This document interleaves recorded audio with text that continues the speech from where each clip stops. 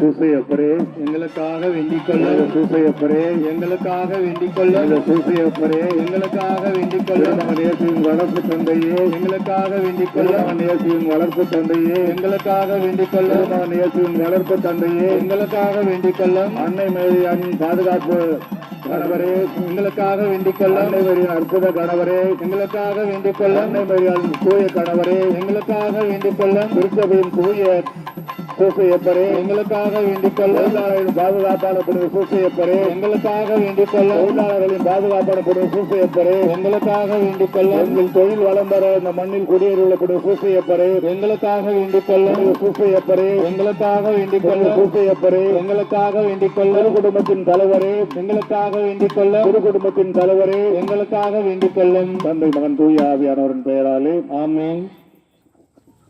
இயேசுவுக்கு புகழ், மரியே வாழ்க.